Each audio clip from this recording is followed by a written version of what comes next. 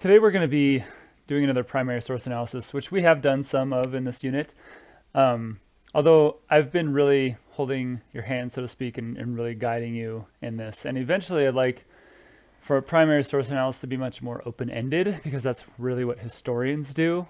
They make connections and sort of draw their own claims from things rather than just answering, your teacher's questions. So that's what we're going to be pushing towards.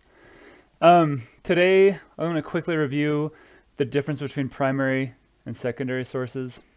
And if you are struggling to remember those differences, actually, I just want everyone to write these down just so you know the difference. Although I know for some 8th graders, this might be hardcore review. Well, hardcore in the sense that you don't need it. It's like way too easy for you.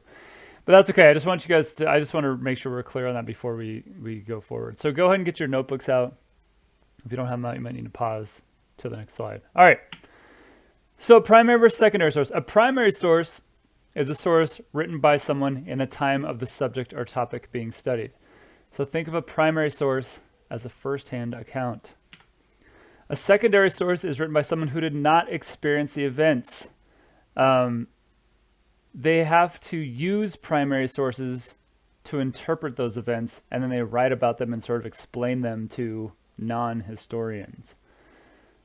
So what we're going to do, I want you guys to number your notebook really quickly. You can just do it on a new page, 1 through 15. And I'm going to kind of challenge you guys, because there's some tricky examples in here. You're basically going to write down primary or secondary. If you want to just use P and an S, that's fine. You're going to determine if it's a P or an S, a primary or secondary source.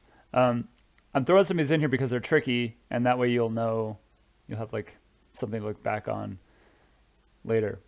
So here we go. First off, we have a letter written by Theodore Roosevelt to his wife during the Spanish-American War. So write down if it's primary or secondary. After we get through all 15, I'm going to go back and I'll tell you the answers. Number 2, a Roman sculpture explaining the founding of Rome. Number 3, an essay written by a college student about World War II.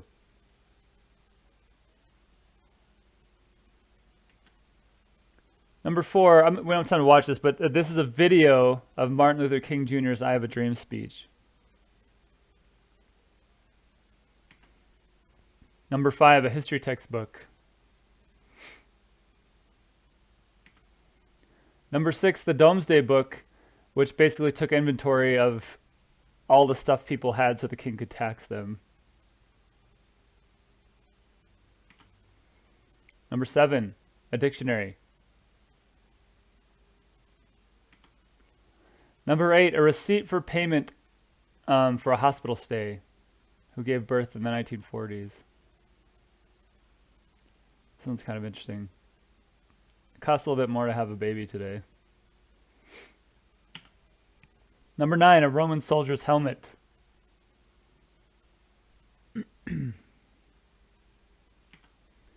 Number 10, A People's History of the United States, written by Howard Zinn.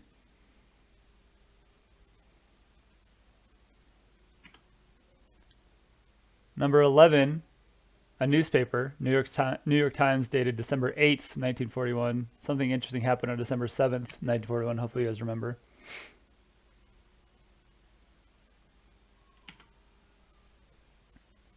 Number 12, a journal kept by a soldier during the Civil War.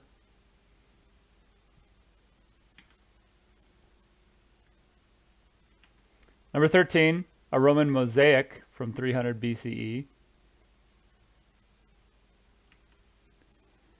Number 14, a website about Roman history. And last, this one is the tricky one, potentially. So ab urbe condita basically means the founding of our city, but we translate that into History of Rome. And this is by Livy. We'll be talking about Livy quite a bit. It's written in Latin, but translated into English. So what is the English translation of Livy considered? Okay, so this slideshow is posted, so if you guys need to go back and check, that's fine. If you guys want to, on the tricky ones, I would suggest doing this. Write in what the thing actually was. But you can check your answers here. I'm just going to fast forward these. Check your answers here, and for the tricky ones, I would write them in. So for example, number 15, I think this is kind of tricky. The translation of a primary source is still considered a primary source. The other one that's a little bit tricky is number 7, the dictionary. There's some groups that will call this a tertiary source because it's a reference thing. I don't really care. Just know it's not a primary source. All right, now you're ready to watch the next video on our primary source analysis, and I'll explain what I'm gonna have you guys do.